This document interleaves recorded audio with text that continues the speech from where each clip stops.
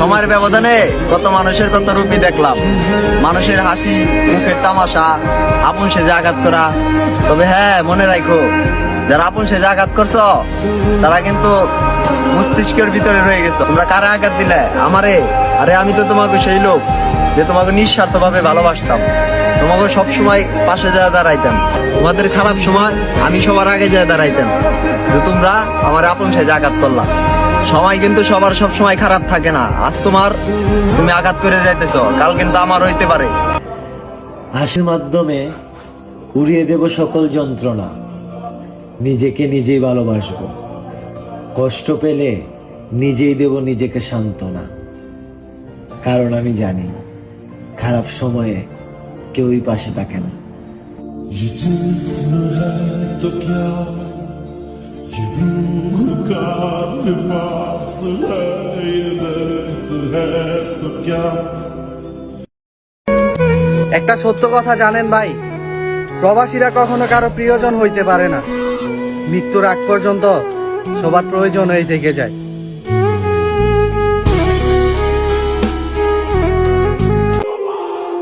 বিরিয়ানি খাওয়ার পোলোয়া খাও, ভাতের মতো মজা পাইবা না। চাচার কাছে যাও আর মামার কাছে যাও, বাপ তো বাপি, তার মতো আর কাউরে পাইবা না।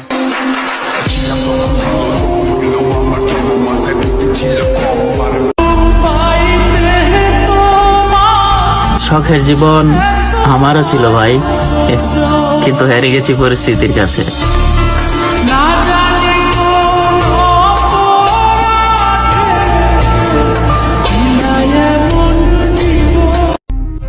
বেকার জীবনে থেকে ভাবছিলাম কর্মজীবনে গেলে হয়তো বা সুখে থাকবো। শালার কর্মজীবনে এসে এখন এই জীবনটাও বিরক্ত লাগে।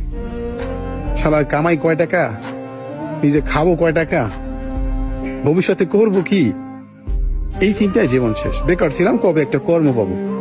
কর্ম পাইছি, এখন ভবিষ্যৎ কিভাবে তৈরি করব, যে টাকা ইনকাম করি এ টাকা দিয়ে জীবন চলে না। জীবনটাও যদি চলে, ভবিষ্যতের কথা চিন্তা করা যায় না, কারণ যে ইনকাম, যে পরিশ্রম, এ দিয়ে খাওয়া আর বেঁচে থাকাটাই ব্যাস, আর কিছু না। দুঃখের কোনো বয়স হয় না, যাকে একবার ধরে তাকে তিলে তিলে মারে। হায় রে কপাল আমার, আমি শান্তি খুঁজি, এদিকে দুঃখ খুঁজে আমারে।